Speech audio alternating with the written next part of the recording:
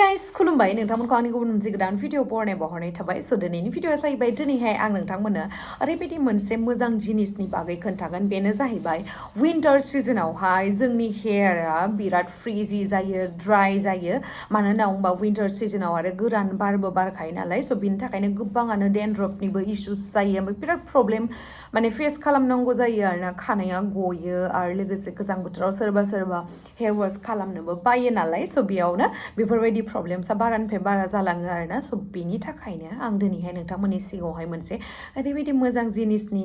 बागै खोन्थानो नागिरदों जायखौ नोंथांमोना इउज खालामोबा बेफोर गासिबो प्रब्लेम्सनिफ्राय सल्युसन मोननो हागोन बेनो जाहैबाय नेचार श्योरनि जंक तेल स' बियो ओरैबायदि मोनसे मोजां जिनिस जायखौहाय नोंथांमोना इउज खालामबा ओरैबायदि मोजां बेनिफिट्स मोननो हागोन आरोना स' बियो मोनसे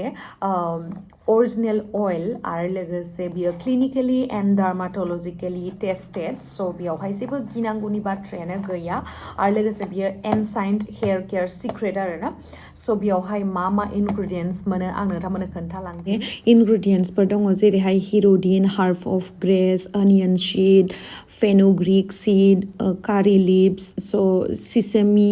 अइल बेफोरबायदि थानायनि थाखायनो बियो सेफ आरोना टक्सिन फ्रि पेराबिन फ्रि आरो लोगोसे 100% सेफ एन्ड नेचारेल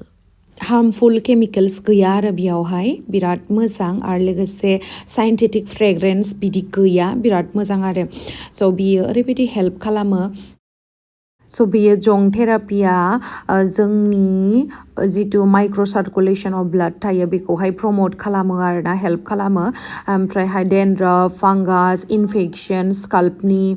बल्डनेस जानाय बेफोरखौहाय बियो रिमुभ खालामो हेयार लस जाहोआ नरिश खालामो जोंनि स्काल्पखौहाय आरो लोगोसे जोंनि हेयारखौहाय स्ट्रंगार एन्ड यंगार खालामो आरो बियो मोनसे आयुर्वेदिक प्रपाइटेरि मेडिसिन बायदि जाहैयो आरोना खामानि मावो आरो लोगोसे नोंथांमोना साननो हागौ बेखौहाय माबोरैहाय इउज खालामनो होननानै स' आङो दायो फारियै खोन्थालांनोसै आरोना बेखौहाय माबोरैहाय इउज खालामो स' बेखौहाय नोंथांमोना जै दिनखालि हेयार वाश खालामगोन बै दिनखालि नोंथांमोना उन्दुनायनि सिगां बेखौहाय बे जंक तेलजोंहाय नोंथांमोना सार्कुलार मसनावहाय मासाज खालामबानो जाबाय स्काल्पआवहाय ओमफ्राय बेखौहाय मासाज खालामनानैहाय नोंथांमोना दसे टाइम दोनथ'नानैहाय उन्दुबानो जाबाय स' नेक्स्ट देआवहाय नोंथांमोना बेखौहाय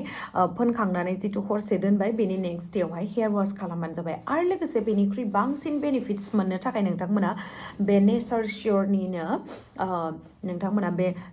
सेम्पुखौ इउज खालामोबा जंक सेम्पुजों जुदि नोंथांमोना हेयार वाश खालामोबा जंक तेलखौ फोनखांनायनि उनावहाय स'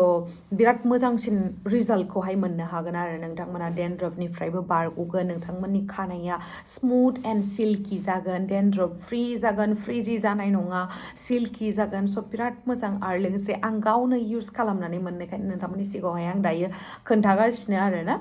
आरो नोंथांमोना माखौथो नायनानै दङ आरो लोगोसे नोंथांमोना साननो हागौ बियो गोबां एक्सपेन्सिभ नामा नङा बेबायदि नङा बेयो अनलि 325 रुपिसल'